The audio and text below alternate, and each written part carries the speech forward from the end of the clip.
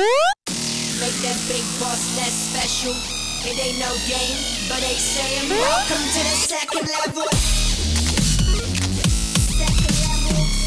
Second level gaming. Second level. What's up, world, and welcome back to another Codename Morpheus. My name is Tom, and the guy to my right is Keegan Vi. And how are you doing today, sir? I'm good. What people don't see a lot of times, and I don't know if you're going to put it in here when you edit it, but a lot of the stupid shit I do before we go live. I don't always put it in. You know Sometimes what? It's worth You it. know why I do that, though, right? Why? It's to keep you on your toes. Yeah. It's to make sure you're ready. I know. I'm always ready. I'm literally sat here at the beginning going... Yeah, but And you're you the can't one be too singing serious. You got to be songs loose and relaxed and ready to go because we got a lot of VR stuff going on. We got a big VR thing happening this week. All right. So anyway, welcome back to Codename Morpheus. This is episode 17. Almost episode 16, but I fixed it. Yeah, it was almost episode 16 until Keegan reminded me it wasn't, so I'll let him have it this week. And yeah, this is your weekly dip into the world of the virtual. We talk about PSVR and the other VR units if they have anything worthwhile to say, but mostly PSVR. And we discuss the new releases for the week, the sales for the week, the news for the week. The spotlight that we have for this week is going to be on League of War VR Arena. And of course, we have a existential question to end it off with at the end. And we have something special if you hang out for the spotlight in League of War and then afterwards. Yeah, we got a competition this week, so keep watching if you want to win a free copy of League of War VR Arena. Then we're going to give away a couple codes, so stay tuned. Anyway, moving into the week, so we have new games. Slow this week, would you say? I burned. Just caught you off guard. Sorry about that.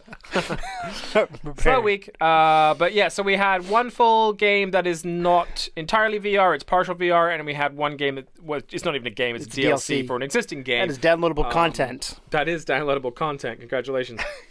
For a game called Carnival Games. And that DLC is entitled Alley Adventure, which sounds like some kind of a weird, shady... I almost made a really bad DLC joke, and then the name after it would have been better. Okay. It was going to be Dick Licking Cock, Alley Adventure. Oh my god. Sounds like a bad porn. Alright, moving on. It's $8, so it's not a free DLC, which I feel like we got spoiled with free DLC lately. There's been so much of it. So, it is paid DLC, but here's what you get. Do you want to read off the list? Because it's bigger on your screen. Can you read the fuzzies? I can read the fuzzies. Go ahead. Carnival Games VR Alley Adventures delivers 2 all-new adventure-themed alleys, 6 new games to test your skills, and enhancements to existing games to increase replayability. 2 new adventure-themed alleys, Cosmic Corner and Jurassic Junction. So Dinosaurs in space. As in, say, I'm guessing space and dinosaurs. 6 new games, Dino Stacker. Stand on the head of a raised dinosaur-themed platform and drop a random selection of blocks to successfully build a tower as high as you can. Sounds like stacks on stacks on stacks. It sure does. Gravity Match. Use sci-fi gravity guns to rapidly catch objects and fire them back at matching objects to score points. Shoot it into the hole. Putting Green. Complete a series of miniature golf putting challenges. I want like a true good miniature golf game. Yeah, me too. Horseshoes. Horseshoes. That's a weird one. Toss horseshoes around.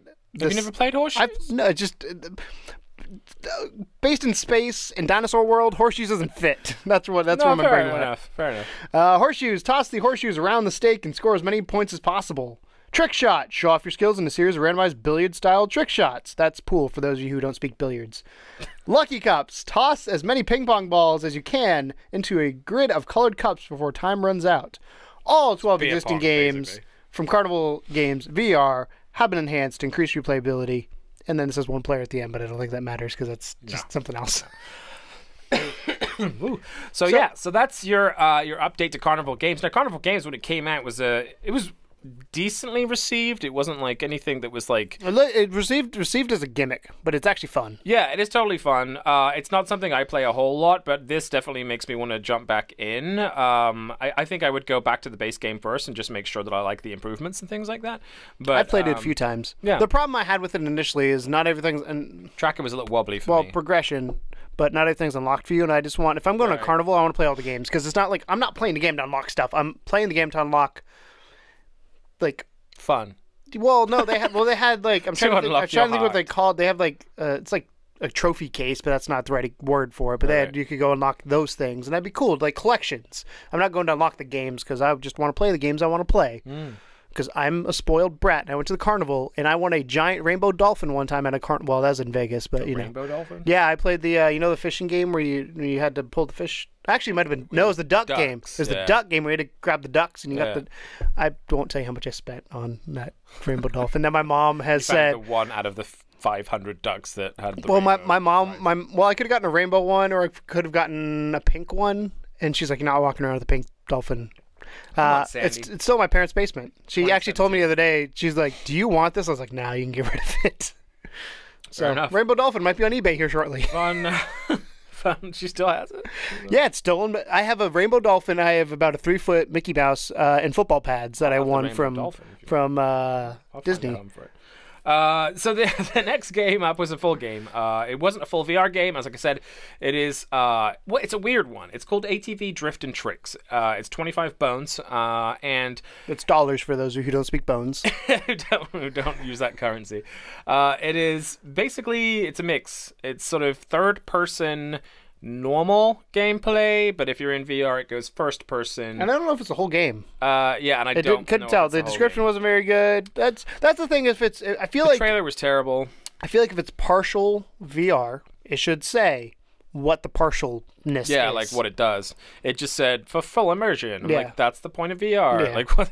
So, but anyway, we did a little bit of research before we came on the show and discovered that basically the trailer only, on the PSN store anyway, only shows non-VR gameplay. There is a few videos out there that show full VR gameplay. I can't remember the guy that we watched, but congrats to that guy for getting it up so we could check it out. But yeah, it is actually like full on first person. It's a little bit blinkery because I think the helmet situation, but it looks, if you're up for a VR ATV game, I mean, I guess you could probably do worse, but the price is kind of for partial VR. If it's a good game, yeah, it's no different. So if you play that, if you pick that up before this week's episode, because this goes live on Thursday, so if you picked it up on Tuesday and you've played it anytime in the last 2 days, let us know if that's any good or not. I'd love to know, and I'm sure people in the chat I said I was looking for a good ATV game. I have not played a good ATV since MX vs ATV Unleashed. I've never been on a real ATV, so I don't. Really, dude, I've crashed like 3. I crashed one into a house. Surprised me. We were in Canada. Yeah, we were in Canada, and my friend had one of those like U-shaped driveways that you go up and you go down. So it's like like a U. That's what U's do. And I got stuck at the bottom of the driveway because it's in winter in Canada and there's black ice. So I was gunning it and I couldn't get stuck. He's like, "Oh, just go around." So I went around, and of course, when you go around, it's to pick up speed and make it up the hill. Well, I made it up the hill, and then I went to go hit the brakes. And Alex, I don't know if you remember, this was like, God, I was probably 7, 8 maybe. And I went to go hit the brakes, and I hit a sheet of black ice and just went straight into the house. Into the side of the garage door. How'd that go down? What was the aftermath of that? I think my parents ended up paying for the damage. The house didn't have that much. The ATV got the worst end of it. It had a I guess a grill guard. House, it had a grill guard on it, and they had to replace that, which was like a couple hundred. So it wasn't too bad. And Tom's dying. Me while I die on air. Man, it's that time of year when the seasons change. Anyway, and of course, there is another game that will be out this week. In fact, it's out tomorrow if you're watching on Thursday. 11/17. And that is a really special game called Skyrim. So, yes, Skyrim VR is finally hitting the show floor on... I got it pre-ordered. This Friday. He has it pre-ordered. I didn't bother because it's digital, and I think it's silly to pre-order digitally. But it's preloaded so I can play it when I get off work on Friday. Yeah, but I'm just going to buy it on Friday morning and then play it when I get off work. So what's the difference? What's the difference? Is mine will be downloaded, ready to go. Mine will be downloaded. I got good internet I got it. speed. Mine is going to be downloaded. It's 20 gigs. When this episode goes up, mine will be downloaded. Well, the physical is 20 gigs. I know, you get a pre-order bonus. Do you? Yeah. What's that? Yeah, it's the theme. No, I use theme. So I actually changed it because mine was last day of June for the longest time. I was like, I need to switch this up. So I did the VR or the Skyrim VR theme, which I'm probably going to switch at some point because it's very dark. So there's some great news about Skyrim VR that we'll be doing at the first part of the news section. So stay tuned for that. We'll dig into that a little bit more for you. Thanks to the recent Bethesda live stream that they did. That was like an hour long. The live stream, they just there. By the way, David got a kick out of me doing the dolphin noises. Oh, he told me the other day. He's like, I loved when you did the dolphin because he's like, it pissed Tom off. I was like, that's why I did That's why you exist. That wasn't a dolphin. That was Fran Drescher. Anyways. So there is no sales at time of recording. However, I'm sure there will be next week. We have news on what's potentially coming. Yeah, so, I mean, here's the situation. It's going to be Black Friday in a week. For those of you who are outside of America. Yeah, so, like, the VR Invaders bundle is up. That's the one that has, like, Skyforge in there, and there's one that you can just buy, like, Skyforge coins and VR Invaders or something. I've never understood that bundle of bundling, like, a VR with a non-VR game that, like, no one wants to play. I don't get it. But that's sell the game still. But outside of that, yeah, I think we're waiting for Black Friday, to be honest with you, because I assume that they're going to go to town on Black Friday, and we have some Black Friday news as well coming up. So do you know why it's called Black Friday? Why is that? Because that's when they go from red to black. That's where retailers traditionally made money. I did know that. I did know that. Which it's not true anymore, I don't believe, because online and all this kind of stuff. Do you know what? It's happening in England now. You fuckers have infected us with your Black Friday. Well, you're the one who decided to come take over for us. And we're like, you know what? How can we get them back? We kicked them out of our country. Let's give them Black Friday. That's true. So no, it used to be that in England it was January sales where, like, after Christmas, like the day that all the stores opened after Christmas, from then through January, everything would be like it's like the day after It's like the day after Halloween when you had to get the Halloween candy. But it was a month, yeah. But it was like no one killed each other because you had a month to buy. Have you gone out on Black Friday ever? Like once. I've done Target. I do Target. We used to do Target and Walmart when we went up to Grandma's house for Thanksgiving. I hate it. And it is really terrifying. Yeah. I do a lot of online stuff. Like, I did get Halo 3. Yeah, online I'm fine. Cyber Monday, all that shit, sign me up. I picked up Halo 3 while I was in Target. And at the exact same time, because I ordered it on my phone, I got Harry Potter, the Deathly Hallows, for half off the year it released. I think it's part 2, maybe part 1 movie. So I double dipped my Black Friday, and I'm going to Black Friday the shit out of this year because there's some cool things happening. Fair enough. So let's get to the news and just talk about stuff and then talk about that. So, quick swig. You're really bad at this timing of your things. In case you're wondering, this is they're not a grape flavor. They're not wondering at all. Of course they're wondering. They wonder about everything. You guys want to know what's in this? No, they don't. You don't? All right. No. I'm not telling you. You're really bad at timing your drinks. Shut up. Come on, man. We learned a bunch of crap about Skyrim VR during the Bethesda stream, and we'd love to tell you about it. But I do have to give some credit out to this because this was not my compiled information. Some lovely folks over at r/PSVR, which is our favorite forum, decided to make, like my other tab is top 10 Peter Gabriel songs. I don't know what the fuck's going on. Are you, is that your topic for the podcast? No, it's not. So user Carter Harrell, thank you, sir. You are a knight and a scholar and a saint, and you decided to compile all of the information that was learned from the Bethesda. Can you please read his first, 3 sentences as well before we get into them? Yeah. Do it with the first, ever, or? No, I just missed the Skyrim VR Twitch live stream. But don't get your Daedric panties in a bunch. I've compiled all new information we learned from the stream, and there was a lot of exciting stuff. Let's recap. Yeah, I like this guy. We like this guy already. His Daedric panties. So let's talk Daedric panties would be pointy, wouldn't they? Don't twist your Daedric panties. Would be pointy. Blocking with two-handed weapons is confirmed for Skyrim VR, so that's pretty sweet. That was a big question that a lot of people had, I think, as to how that works. I don't know how I'm going to play this game. Because I normally start out as two-handed weapon and swing as big a thing I can, but then I turn into staves on my ESO character. Yeah, I think I'm going mage on it. I kind of want to do bow and arrow, depending on how accurate that is, just because I feel like that would be fun.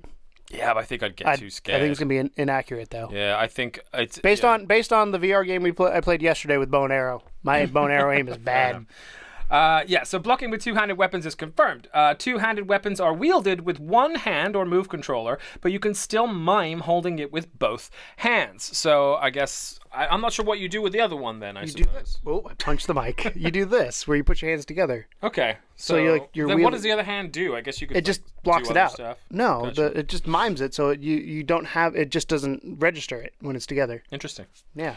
The force and velocity with which you swing a weapon does register as attack input. Power attacks, however, are done by holding the trigger while swinging. So that was a big question that a lot of people wanted answered. That's kind of neat as well. I think that's a good way to implement it. I think holding the trigger for extra oomph. I also think it's good to make sure that you get the right type of attack. Yeah, for sure. Because they said it's not like a wobble your hand situation. Like, you genuinely have to be quite smart. What you're saying is you can't just go like this. Yeah, just helicopter it. Go away. I want a Darth Maul style staff and just be spin it. That'd be sweet. That's not gonna happen. Arrows blocked by your shield stick in the shield, and you can even pluck them out and use them yourself. That's sweet. I thought that was a really cool one. Like, see him in your shield and just be like, no. How do arrows work in Skyrim? Do you have to craft them? I've never played Skyrim, so this is my first time outside of playing the intro sequence playing Skyrim. Yeah. How do arrows? Do you have to craft them, or do you pick them up as ammo? Both, I think. Yeah, I think you can craft them, or you can just find them as ammo. I'll probably craft them then. So this is the super exciting stuff. Dave, we're thinking of you, buddy. Werewolf confirmed to be first person with wolf hands that you can attack with using motion controls. You realize when we do our 24-hour live stream, he's going to want to play this. That's fine. Yeah. But yeah, this looks great. So you have the wolfy hands, and you can just slice people up. Alongside being a wolf, vampire lord and dragon riding also confirmed to be first person. And then he puts in here, anyone else afraid of heights? Dragon riding is cool. I don't know what vampire is. That vampire lord? I guess vampire can fly. I don't know. I don't know. I've never been a vampire. I've never lord played in again. Skyrim. Never played Skyrim. When reading books, you can use the move controls to physically turn the pages. So I'm going to do a live stream where I just go to the library and just read. Story time. Lore time. Once upon a time in the land of Skyrim, there was some people with some Nords. They had a shield in the fishing. I don't even know what kind of accent you were going for there. I don't either. Kill animations have been removed as to not take control from the player in VR. I think that's a smart move. I liked the kill animations in Skyrim, but I think that it makes more sense not to do it. I'd rather just see like their head fall off in front of me or something, you know. It's the kind of guy I am. I want to see your head fall off in person. Hand-to-hand combat and brawling is confirmed, which means that when you don't have a weapon, you can just go fighting around the world. I want this in an MMO so bad. I want Elder Scrolls Online to have this. That'd be great, wouldn't it? Like that would be like if this was Elder Scrolls Online, I would be so for it. It's so hard. I'm still kind of for it, but I haven't played Skyrim, so again, I'm just not a single player person.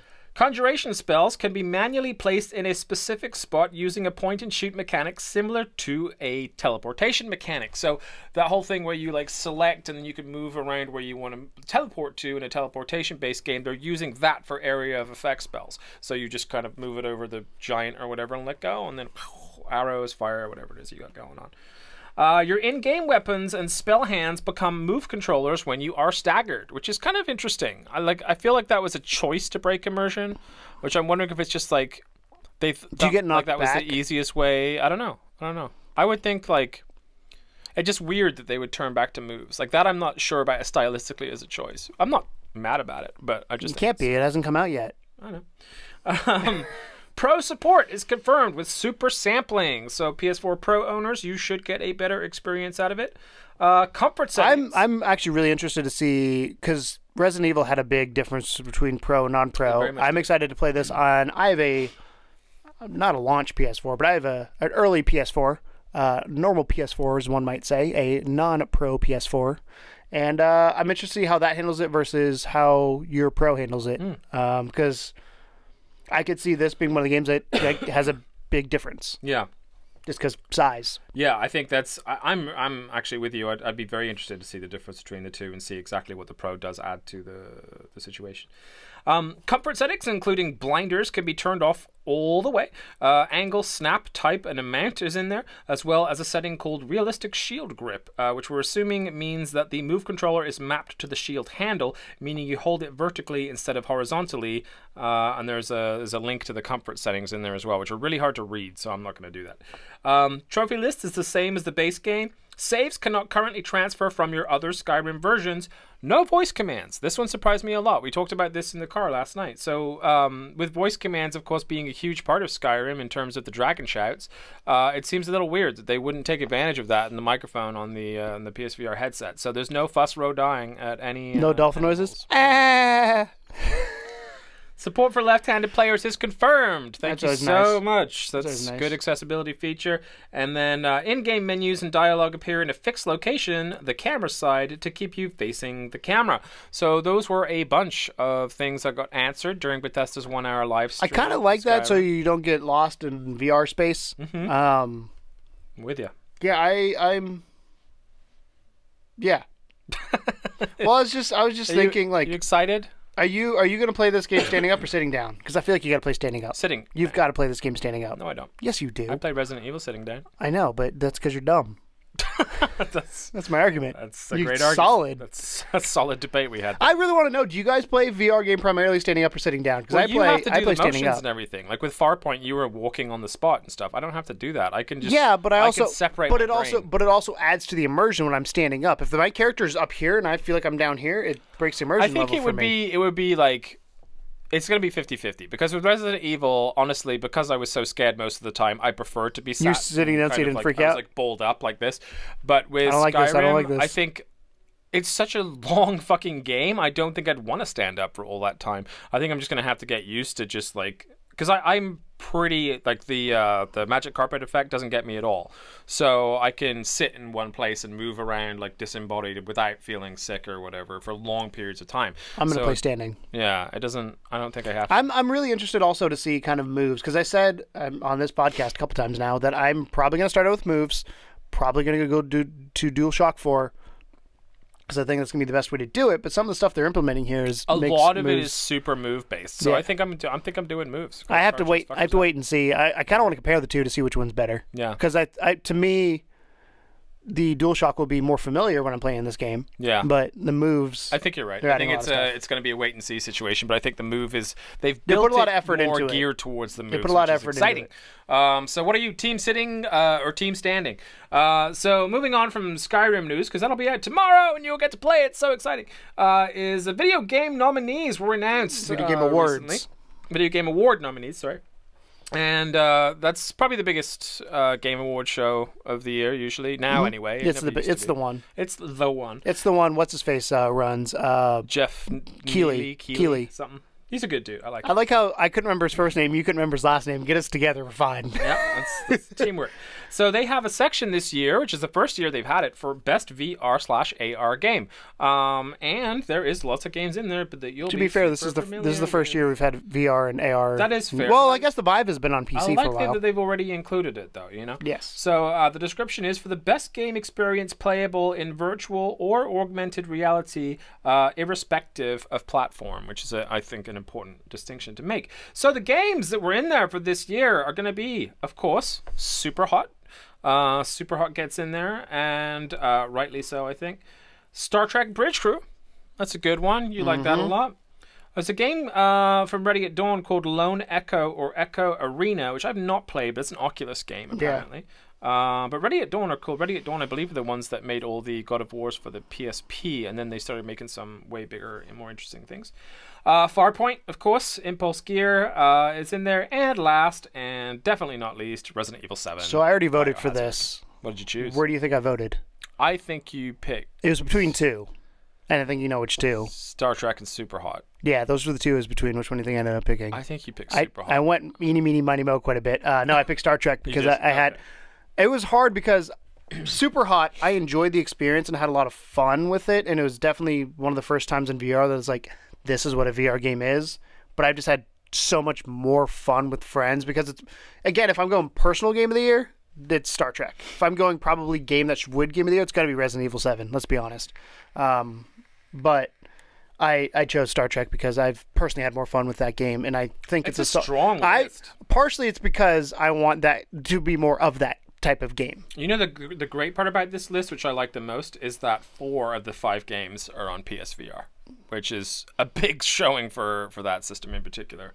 I know that like some are on multiple, but still, I think the Farpoint exclusive and Star Trek Bridge Crew might be. No, it's not. Is it? No. Either way, it's really cool that there's the 4 of them are playable on the PSVR. So what would you choose? Super Hot VR, Star Trek Bridge Crew, Lone Echo or Echo Arena, Farpoint, or Resident Evil 7? I think I would have to go for Resident Evil 7. I think Resident Evil 7 is going to win. I think hands down. I mean, it's just simply such a great experience. I really like, though, if you go to thegameawards.com and you click the awards, you can vote there. I don't know if you noticed this, but it's on the screenshot here, it says vote now, so that's how you vote, and then it says, hey, do you want to share your vote? But if you click the YouTube icon, it takes you to the trailer of the game, I believe. That's cool. And then if you click the Twitter icon, it tweets about it. That's cool. I like that. So they make it nice and easy. Yeah. So, speaking of Black Friday, we talked about it a little bit as far as digital. We do not know what's going to happen to the PSN Sony has store. leaked some stuff, like World War II. Yeah, some stuff which like I'm pretty pissed off about, to be honest. I can't believe you didn't know. You were just... That's early. This is your problem. Yeah. You're impatient. But it's usually like... But it's Black Friday. I don't care. Like last year, all the games that came out around October time didn't get sales until February, March. That's not true. There's definitely a few that are for holiday sale. I don't think they're that big, though. What was one of the big games last year? $5 What was the big games last year? I don't fucking remember. Exactly. You can't even make an argument for it. Maths. Yeah. I'm just trying to confuse you. I'm just letting you know that they did happen last year too, which is why I waited this year. I don't think there were as new a games. Like literally, Call of Duty came out a week ago. That's fucking stupid. Like it's gonna sell week. though. Last week it came out. And they're already putting it on a Black Friday sale. Unless it's like 15%. Anyway, we're sidetracking. So it's up to 40% off. So, physical-wise, it's a great time to dig some money into getting into PSVR if you haven't already. Or PS4 in general. Because Black Friday week, that is the 19th of November through to the 27th, the PS4 1TB system is going to be starting at $199.99, and the PlayStation VR headset, which is the bundle that includes what you said it was like the camera and the limited moves. one only while supplies last. PS4 system and PlayStation cameras required may be sold separately. Okay. Either way, the PlayStation VR is going for $299.99. So literally $400 or $500, which is close to what the PlayStation used to cost. You could have the entire setup with a 1TB hard drive and the PSVR headset too. Which 1TB is what you want. Yeah, this is perfect timing, holiday wise. I'm kind of surprised they don't have Good time to jump in. I guess it would scare people off because of price, but they don't have a PlayStation bundle. Just for like both of them at the same time. Yeah, and again, I think that's partially I think because of marketing. Like seeing $500 or $600 for it, you know how well $599 went. They would scare people away. But to get like would they consider the VR to be like free though, or would they consider that's my fears. I think it would degrade the price of the VR system. It's great that it's more expensive than the PlayStation, like right now in that sale. It's a peripheral though, so I wish it was cheaper than the system because. Well, I'm saying for fans of the system that don't want PSVR, like it's crazy that it's gone that low. That's $200 for a terabyte system. I mean, that's $100 cheaper than a Switch. So, I got some bad news, guys. I tried to keep all the hype stuff at the beginning because I wanted you guys to be all happy and like. I told you this wasn't happening. Everyth's going great. Told you. You didn't believe me. Go back last week. You're on the wrong one. We're not doing this one yet. So, sorry. So ready to jump down my throat. Jesus Christ. Hey, this one bummed me out too. Yeah. So this bummed out most people. So, I think I sent this to you. With all the good news and everything that's been going on with Skyrim right around the corner, and with like the Game Awards getting some VR love and some other stuff we'll mention later, two of the PSVR's biggest holiday releases from the same developer are no longer holiday releases. And those are The Inpatient and Bravo Team, both from developer Supermassive. Now we know Supermassive has a real love for VR. They focus a lot of time and attention into it, but they have decided to push the games back until early next year. So let's see here. The Inpatient will be launching on January 24th, while Bravo Team has been pushed back all the way to March 7th. You know what's real good about March 7th? What's that? That's 5 days before my birthday. So that means I can get the game. The Bravo Team is one of the games that was announced at E3 that I was super pumped about. So I get one of the games I want for my birthday. Well, PlayStation Europe did add in a little bit and say kind of what was going on. It says the delay is to give the development team extra time to make the games as enjoyable for players as possible. Or if you're Tom, it's because Move 2s. Yeah, I don't know if it's a case of like that they're having issues with the games, or it's just that they know they can do better, or whatever it is. Being Supermassive and being kind of that team, I would think they're just trying to tweak it to make it as enjoyable as humanly possible. Get the kinks out, get the bugs out. I mean, we've always said a delayed game is never bad. It's when you continually delay the game. So if they don't hit those dates, as long as they hit those dates, I think we'll be in an okay place. It is a little bit of a shame for the holiday period, but fucking Skyrim's out tomorrow, so what do you care? You're going to be stuck in a headset for a year. I want Bravo Team. And this is the other bit of bad Told you. news. Go back last week when I said this. I have. Or 2 weeks ago. You haven't read the bit after yet, so you're in trouble. So it looks like. No, I've read it. Dreams.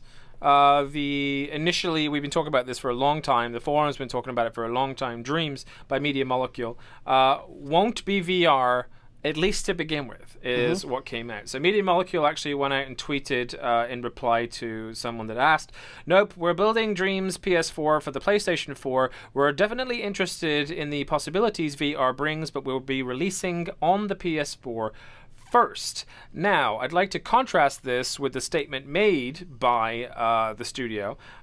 So someone asked them the question, has the VR element been really interesting to people in the studio? And the reply came, it's amazing. Seeing people create in dreams in VR is amazing, and being able to wander through those worlds is amazing. It's a total no-brainer for us to do that and to support it because it's just awesome. Every visitor that comes to our house wants to try VR. People who have no other interest in games are like, let me see it, and then they are always just blown away. And that was from a Rolling Stone How high was this guy review. when he gave this? He was super pumped about it. No-brainer, it's but awesome. that was a Rolling Stone review with Media Molecule where they basically said, yeah, it's totally coming to VR. So there's my counterpoint, fucker. No, your argument last week was it's going to be a PSX, and I said, no, it's not. It's going to be PS4. And I said it was not going to be PSVR.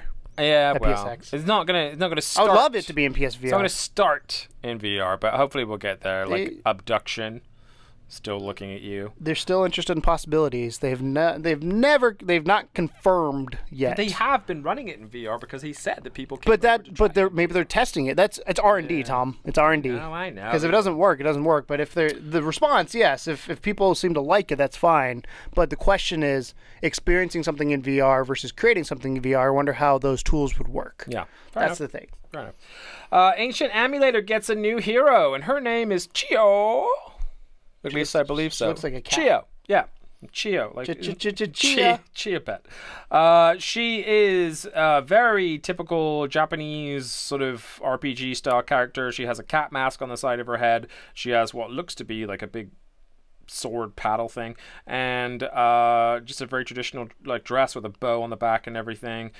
Just kind of cool looking. I'll have to picture her up behind, obviously, but yeah, Chio is going to be a new character for Ancient Emulator. Love that they are still supporting that game, because I still haven't played the fucking thing yet, but I've had it picked up for a while now, and I just feel like every 2 weeks or so something comes out from Ancient Emulator guys, and they're like, I still need to play that game. Yeah, I thought it was great.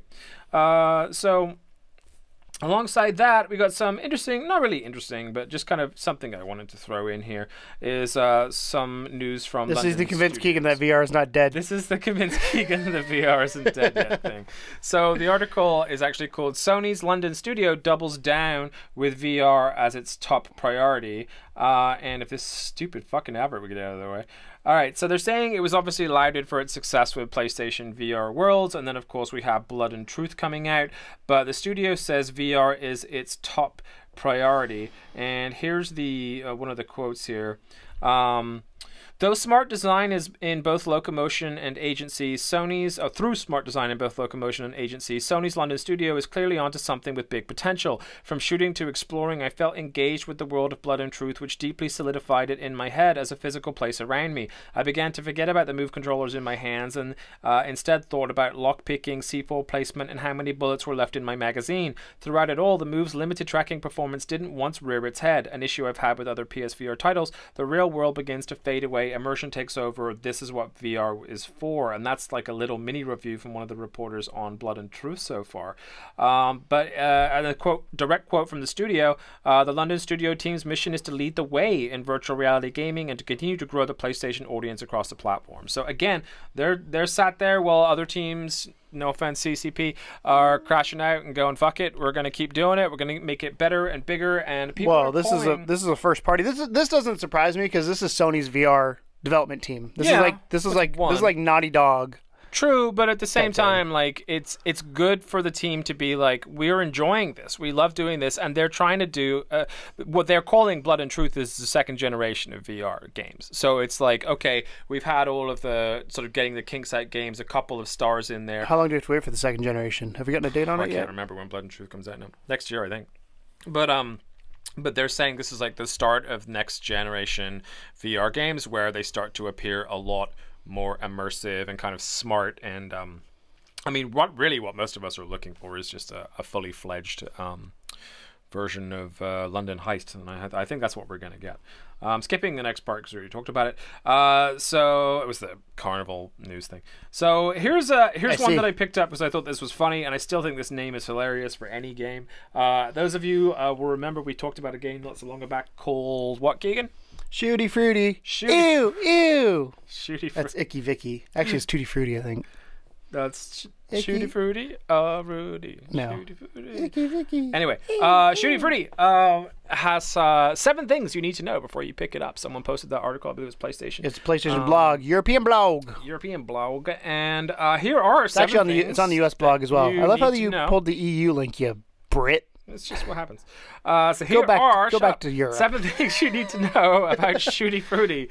Number 1, you're not just manning the tills. They already revealed the checkout job earlier in the year, but now they're delighted to show the canteen job for the first time, become a key component in the pre-processed food packing industry. Placing freeze-dried food sachets into the right tray compartment may seem simple until you have an angry pomegranate firing its pips in your face. And number 1 in America says you're a multitasking store clerk.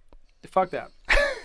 Number 2, there's an entire career. There's stacks of different shifts to undertake across the game, each offering 3 unique challenges. Adjust your playing style and approach to each job shift to complete challenges that unlock new jobs, shifts, weaponry, and high-tech power-ups that may turn the tide in the ages-old battle of man versus fruit. Man, these fruits are mean.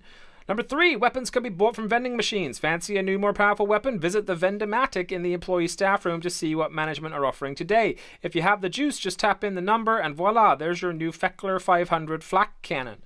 Number 4, loadouts can be fully customized and tested. Different weapons aren't just there to make you feel like a juicer John McClane. Ahead of the shift, you could freely customize your loadout to strategically balance the strengths and scarcity of each weapon with weaknesses of fruit you may encounter. Fighting a ton of armored watermelons, then you'll probably want the armor-piercing Desert Fox revolver, whereas a small army of limes really need the awesome fire rate that only a Katastrokov assault rifle can offer. I think it's supposed to be Kalashnikov. I don't know why it says that. Become an ingenious demolitions expert. Motion controls allow you to interact with things in the game in playful ways like you could in real life, and this is really evident with the explosives. Take the humble fruitmentation grenade. Feel free to pull the pin out and throw it as normal, but why not throw 2 at once by pulling the pins with your mouth, or throw a few into the nice pile and detonate them with a well-placed pistol shot, or serve them with your hand like a tennis ball. Totally up to you. That's kind of neat. I like that. You can like pull double pins and throw them out. There's a C4 slingshot, apparently, which is kind of interesting. Number 6, chill out in the staff room. The staff room is your central hub between shifts. Customize your loadout by new weapons or see how you rate at the leaderboard arcade machine. Want to have a bit of a break instead? Well, just kick back and have a coffee. And number 7, the night shift is only for the brave. Think oranges, melons, and ninja limes are totally not scary. You've never been on the night shift checkout. So, Shooty Fruity is sort of sounding like there's going to be a lot more to it than I had originally anticipated. You missed one thing too. Did I? Yeah. Go ahead. Also, if you're going to get the game at launch or over the holiday period, you get free in-game content. So if you pick it up early, plus some themes and avatars too. Call it an extra Christmas present from the Super Mega Mart. Well, we were kind of feeling like it looked a lot like Fruit Ninja VR.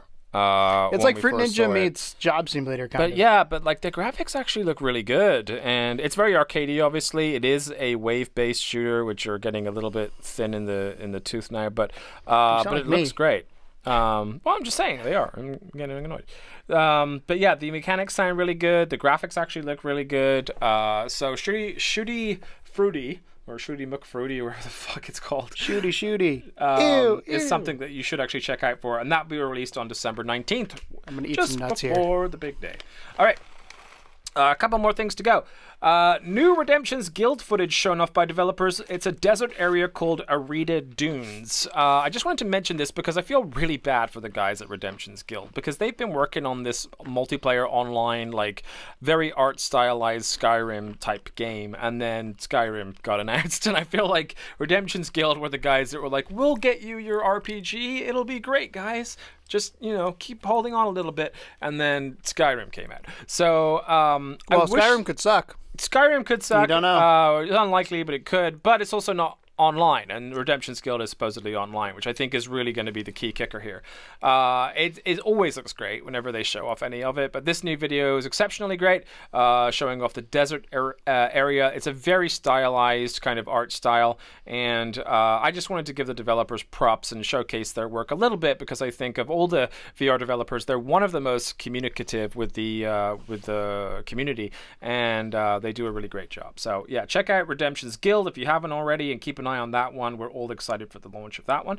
And then lastly, a bit of interesting news, which I thought it sounds a lot like complete BS, but I also kind of thought it was worth mentioning because we were talking about other companies getting into the game, and this is a little bit weirder. So there is a report from Upload VR that there might be an Apple AR headset coming in 2020 with a brand new OS. So first of all, I was like, AR headset? Like, I don't get Google it. Glasses. Google Glasses. That's what it is. But that's not Google a headset, Glass. though. You know what I mean? Like, so what are they, like, when they say headset, are they just being vague? It's a head-mounted display. Something that's all just it is. in your eyes, like shades or something. Yeah. So here's the news anyway. So a news report from Bloomberg claims that Apple is aiming to have its AR headset ready in 2019 and possibly start shipping it in 2020. With the PlayStation 4 or PlayStation 5. PlayStation 5 or whatever. 5. Citing sources familiar with the situation, the report notes that this headset will feature a brand new display and run on a new chip and fresh operating system instead of the iOS mobile platform that currently runs ARKit. This new OS is apparently dubbed ROS internally, which stands for Reality Operating System. As for input, the company is allegedly experimenting with touch panels, voice activation, serviced by Siri, and head gestures. So current prototype apps include virtual meeting rooms and even 360-degree video playback, both of which sound better suited to VR rather than AR. It's unclear if this device will support VR in any way, but the report does state that the company is using the HTC Vive for testing and that a device similar to Oculus and Samsung's Gear VR using iPhone components is also being used, although isn't intended to be sold. So yeah, a lot of patents obviously that Apple has on AR in general. They've doubled down on it. I mean, part of me, it makes sense because I think Apple's going to go all in on AR. I've said this before. I think they're better suited for AR than VR. I don't know let's be honest, if Apple does anything, people will buy it. But it's one of those things where, like, after Google Glass, with all the legal issues there, it's risky, isn't it? That's where I think the issue comes in, because I think there's people that are fine putting AR devices on. They're fine doing this kind of thing. But it becomes that privacy issue. If I can stare at you with normal, like if they look at normal glasses and I walk in and I'm like record a video, that's creepy. Yeah. And there's going to be some sort of legal precedent that has to be done for this, or they've got to work with I think you're authorities. right. I think there has to be some, because like even when oftentimes I see people walking around with like GoPros strapped to their chest and stuff while they're talking, and you just feel like, I know that like you're doing something artsy and you need to do this, but it creeps me the fuck out. So I'm with you on that. I think Google Glass failed for a reason. Now I won't say that I'm not excited at the thought or prospect of Apple putting their R&D department towards anything, because they usually do a great job. But yeah, it's interesting. And remember, take this one completely with a grain of salt. This is from Bloomberg, who are usually pretty good with this type of thing, but this is nothing official that's come from Apple themselves. It's just a rumor. So we just thought it was interesting and worth putting in there because, it's a pretty damn big company that is not yet really had any kind of major presence to do with VR or anything in that realm except for AR. So an AR headset to me, I mean, even if Apple wasn't involved, just sounds like an interesting thing. Like, making an AR headset, what does that look like? What does it feel like? And then, of course, the comparisons to Google Glass. So, yeah, it'd be interesting to see how that one goes. I mean, everything Apple does is very iterative, where it comes, like, the fact that ARKit's a thing, people use their phones. Well, the next step is make it so you don't have to pull your phone out. How do you do that? That kind of thing, so...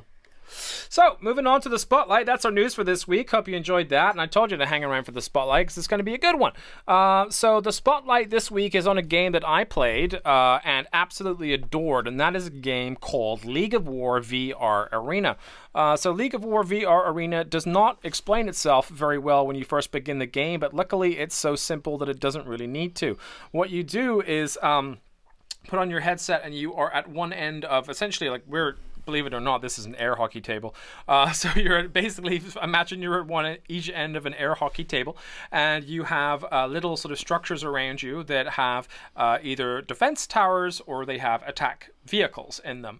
The attack vehicles spawn in after a certain time has released, and then it's up to you to decide when and where to play each individual part. It's kind of like a mix between a tower defense game and chess and like a Command and Conquer type thing. It's kind of a weird mixture of all those together. So the cool part about it was, even though there was like next to no tutorial, it was really simple to figure out. It was just like, okay, like literally for the first game that I played, I'm looking at my opponent, the clock is ticking down, and I'm just like sat there like, I'm waiting for something that says like press X to pick up a helicopter or whatever, like, but there was nothing.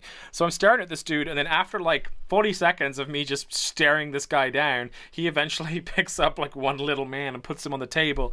And I was like, oh, that's what we're doing. Like, he was waiting for me to make a move for the entire time, and then like because I didn't make one after a certain time period, he puts little dude on the table. It's like, okay, I want to put my little dude on the table. And then it sort of like started to, you know, evolve into, okay, I see what I'm supposed to be doing now.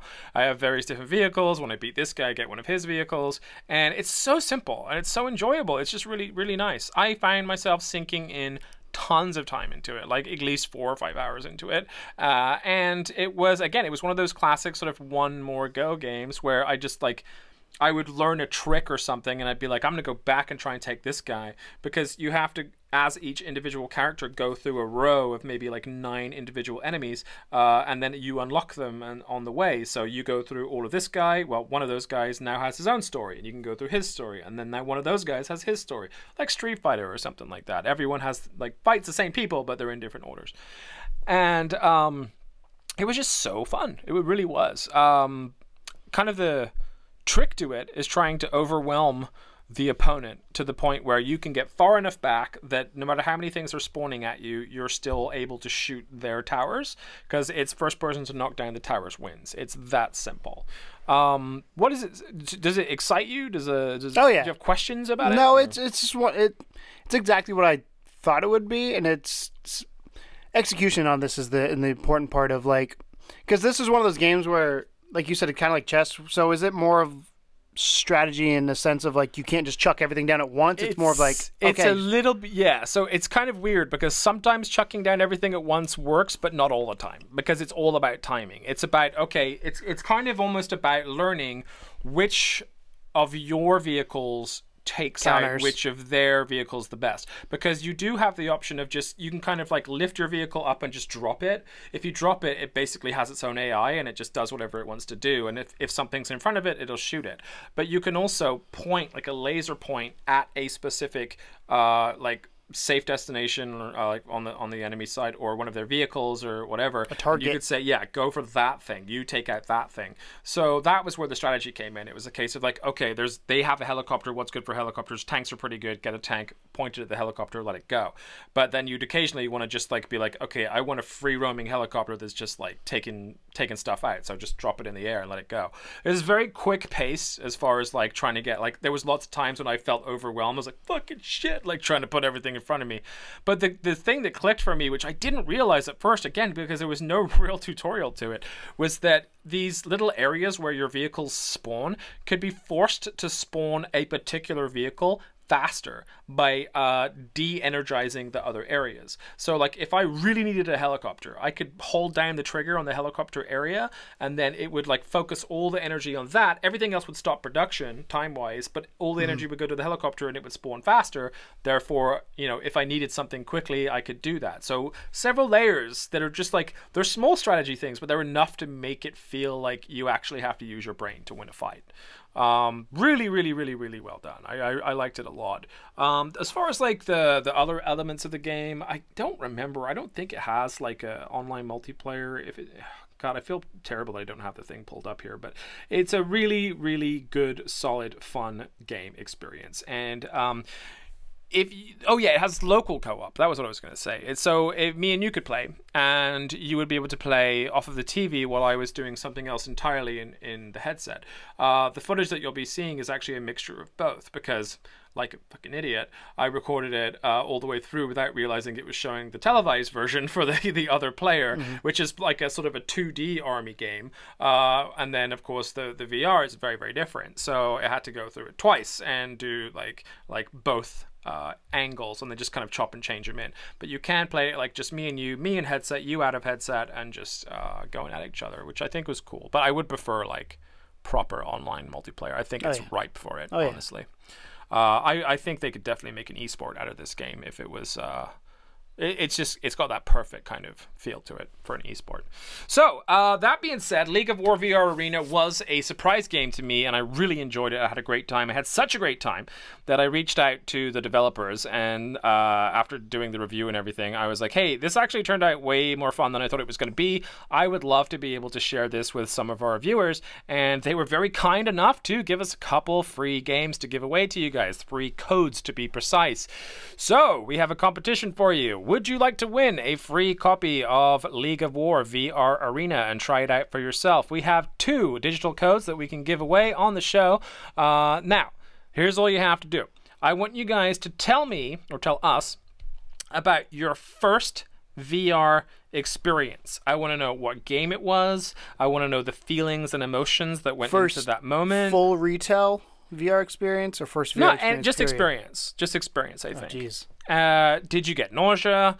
Where were you? Like, all the details. I want all the details of your first, like, greatly set up, like, I'm here, I'm in my headset, I'm going for it, VR experience, and how you navigated that and what that was like for you. I tell you why I want to know that is because I had such a, like, kind of a profound moment when I first tried it, and I know that you had, like, I'm sure some, like, whoo, like, this is. Well, I've been playing VR since DK1, which it's come a long way since then, because I remember getting sick easily in DK1. But when I first tried out this in my generation, the current Vive, the current Oculus Vive and PSVR, I can tell you where I played both iterations of the first time I played each iteration of them. If you're wondering, is Dev Kit 1 for the Oculus? Yes. That's what he's referring to. Yeah, Donkey Kong 1. Yeah. Yeah, because I played Microsoft as the first time I played the Vive, and that was mind-blowing. And then, I went to Best Buy with David to play PSVR. Oculus, I had a couple friends that had it back in the day, and I tried it, and it was fun. I'm sure it's a lot better now than what it was, because a lot more things out. Yeah, so that's how you win yourself a free copy of League of War VR Arena.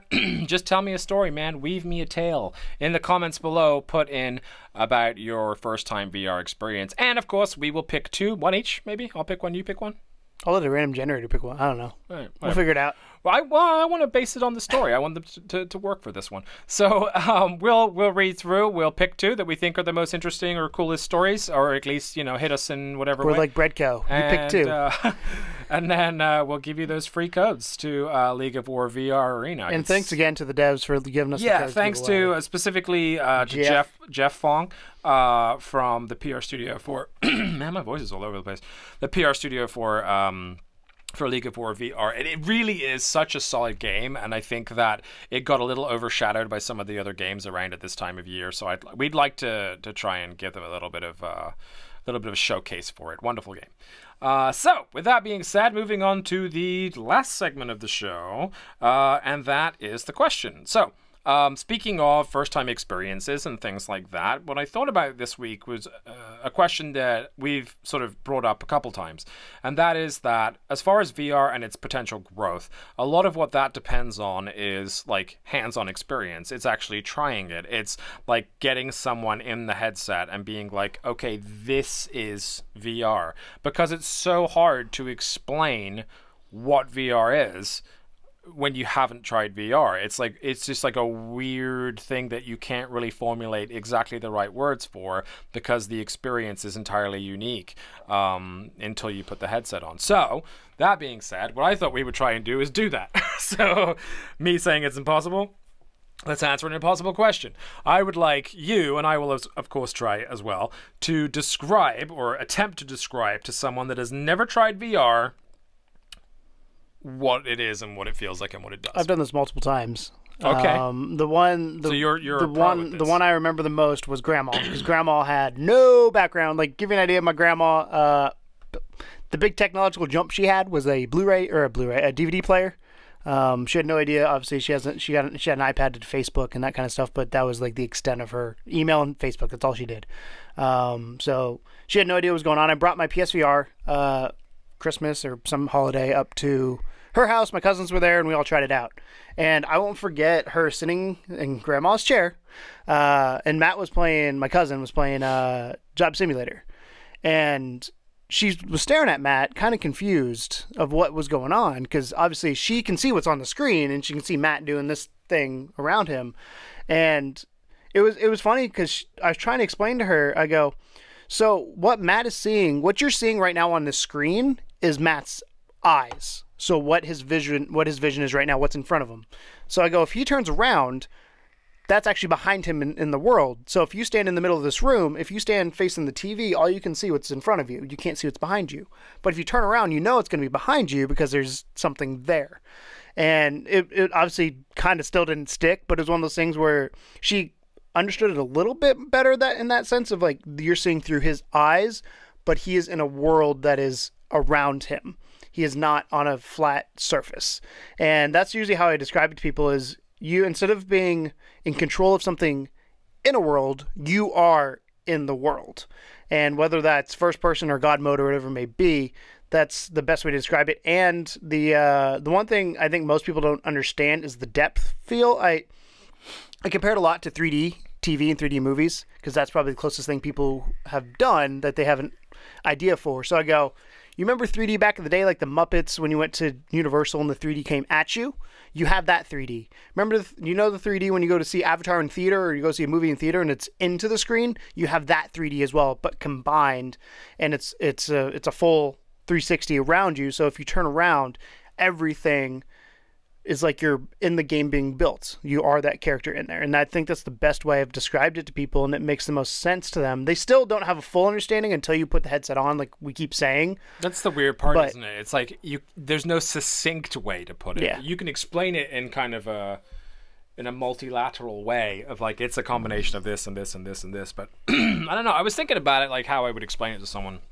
And I'm not really that sure. Like, I mean, honestly, I think the big difference is that you have first-person games versus third-person games, which are very largely different of how they control. Well, like one like the what's the name of this game? I'm brain farting right now. League of War. League of War. The way I would describe League of War to somebody would be: picture you're standing at a table and you have a board game in front of you. Well, that board game isn't really there, but it's giving the illusion it's there. Yeah. Type thing. So like holograms and stuff like that, like Star Wars, I bring up a lot with it. I think it's difficult for each genre though because of that. Because like you said, for first person, it's very simple. You just kind of say, okay, you are seeing through the eyes of your character, but as if you were actually the character as opposed to a TV. Like, it's not you looking through the eyes of a character, and then when you turn left, your TV turns left, and when it turns right, it's like everything that your character in the game would be able to see, you will be able to see. So it's like, it is literally putting you inside of the character in the game, so that everywhere that he looks, you look, and vice versa. But then it's a lot harder, I think, to explain stuff like, Tethered or some of those other ones. Well, like the way I would do it a lot too, or I guess I could going forward, is use the example of shooting a movie. When you shoot a movie, in front of you, in front of the camera, when we're shooting this, in front of us is a certain thing, behind us is a certain thing. When you shoot a movie, you have the depth, you have the characters, but you only see the box that's being shot. There's other things going on behind the camera. There's other stuff that you don't see. So a flat game, a non-VR game, is just that window. Just seeing the movie. You're seeing the window. Yeah. If you are in VR, you're seeing the whole house. Yeah, you're seeing the cameraman, and you're seeing, yeah. That's interesting. I literally just thought of that. That's a good way to put it, yeah. Oh, that's why we're doing it. But yeah, for things like God mode and stuff like that, I always try and compare that to like, okay. I do board games because it makes the most sense to people. Yeah, I mean, it's a case of like, in a normal God mode game, you are hovering above your area of play that you're supposed to be doing. In this, you're doing the same thing. It's just that it's like that area of play is actually floating in front of your face, as opposed to... I've learned people don't know what God mode means though sometimes. That's why I use the board game. Yeah, well, if they're not gamers, like there's people that are interested in VR, and we know from work, there's a lot of people that want to play VR, but they don't play video games normally because it's a cool piece of technology. But I think it has that universal appeal, which is what's so great about it. Like we, when we were at that show last night, and we were playing Reign of Arrows, which was there was a crowd going on. It was a Vive-based indie game that we were there playing, and there was like this one old dude was there, and he was just like, he was going I ham. want to try this out, man. Yep. And he was like ninja and the shit. I was scared he's gonna pull it off at one yeah, point. he was like, he was rocking that vibe, and it was just like, it's so intriguing to people, the idea of being put into a different reality, and that's what it is. It is a different reality. It's not always as immersive as it can be, but if you put the the headphones on, if you put the headset on, if you turn out the lights, man, if you're by yourself, then it really is your reality. Well, it's like yesterday when I was playing that game, and the dev was like, "Turn around, there's a Titan behind you," and I was like, I think I said, "Oh," like I turn around, and like it's really hard to explain because like when you get out of VR, and even now, it's not as drastic, I think, as it was when we first started, because I think we like kind of just see legs get used to coming in and out of the headset. But when you come out of VR, there's times you forget that you're not like I was going down a river shooting guys, and the river goes on forever from my line of sight. Like there's a distance that my brain is expecting to be there, and you take the headset off and there's a wall like 5 feet in front of you. You're like, that's weird. And that's what happened with me when we played Hollow Ball. I think I've told you that a few times. Like when I played Hollow Ball, I know your room that I'm in because I consciously in the back of my head, I'm like, okay, I've got to make sure I manage space, because make sure I don't break all of Tom's things. Don't punch the microphone. Yeah. But when you're in the VR like world, that room is a 30 by 40 foot room, and your brain tricks that you're there, and it's like being in a warehouse and then somebody putting you inside of a box inside of that warehouse, but you can still see the whole warehouse. You know what's interesting to me as well is that a lot of VR players say that even now playing normal games, they'll still play them in the headset because like I can't. It makes me sick. It feels to them like having a bigger TV, or like if they have limited space, if they're in dorm rooms or whatever, then they don't have to have a big 50-inch screen to play Hellblade. They can instead just play it with a 50-inch screen strapped to their face, and it's just kind of like that experience. Obviously, there's going to be some degradation. I think it depends. I think it depends on the game, because when I played Division, I got motion sick, but I could play. What was the one I played the other day in it, and I had no problem. Slower games I'm fine with. Yeah, I've tried a couple. I thought they were cool. A lot of people say like even doing a regular FPS game, something like Outlast or something, is just infinitely more scary with the headset on. But I was wondering about what things like Call of Duty and stuff would be like with the headset, because you could literally be like lay down on your sofa looking upwards and playing Call of Duty. Like how weird would that be? Because it would feel wrong on so many levels. But I kind of feel like it would be interesting. So I mean, I watch. Not that I watch so many 3D movies now, but when I watch a 3D movie, I watch it in the headset. Like that's for sure, I always do that. That's the best way to watch it, hands down. If you haven't done that yet, anyone new to the community, Blu-ray 3D movies you can put into your PS4 and just watch them in 3D in the headset with no glasses, no nothing, just the headset. So you can just lie down and enjoy a fully. And when we say 3D, it's still the cutout window depth. It's not surround. But it's just like being in the cinema, like it's strapped to your face. But it's like the best version of it, I think. I think it has the best. Outside of going to a movie theater, I would agree. I think the movie theater is better. I even think it's better than the movie theater, because in the movie theater, you're taken out of it by having people around you. But with the headset strapped on, it's just you and that thing. So I think it's almost better than that. Personal preference, but yeah, I mean that's the best way. That's the best I got for describing it. We would love to know, of course, how you describe VR to your buddies that are interested in it. I think the only way that VR is going to succeed is if we talk about it more, and if we try and shine spotlights on it more, and if we convince people to try it more, because there's definitely a market out there for it, but we want it to thrive and survive and kind of get to be this next level experience that we're all kind of waiting for. But in the meantime, we'll take what we can get, and so far it's been pretty fucking sweet. And super excited that tomorrow is kind of like the start of the biggest thing that's going to happen to VR since VR, I think, and that's Skyrim. So I feel like you've said that 3 times now. Don't care. Since VR's been launched, you said it with Resident Evil, you said it with Farpoint, you said it with Resident Skyrim. Evil was hands down it, and then Farpoint was hands down it, but Skyrim is like, that's the next evolution, because Resident Evil is an 8-hour experience in a very short, like, actual locale. Farpoint, bigger locale, but again, it's kind of got its problems, but it brought in the aim. So with Skyrim, you're like, okay, we're taking an easily 1,000-hour game, if you wanted to make it that, with every single bit of DLC and dungeon diving, and every item is pick-upable, and all your combat is done physically, and we're making it VR. Like, that to me is like, holy shit, if they can pull that off, then VR wins in my eyes. So I think it's really exciting, and I think that we're in a really good place. But I always do, and you're always a negative Nancy over there. So I prefer the term realist. Fair enough. So again, don't forget, we want to hear, of course, how you explain VR to other people just out of interest. But if you want to win a copy of League of War VR Arena, then don't forget to put in there your first VR experience. Like, what did someone tell you when they were trying to explain it? Let's put that in there as well. That'd be interesting. And the best two that we like the best, we'll pick one each. We'll get a code for VR Arena, League of War. So there you go. Anything you want to add? Never? Nope. Never? Never. All right. So thanks so much again for all the support for Codename Morpheus. I do have one thing. Oh, go ahead. What episode is it, Tom? 17. There you go. Yay. I am working on shirts. I was doing that this morning. This is a sort of a pull the curtain back moment.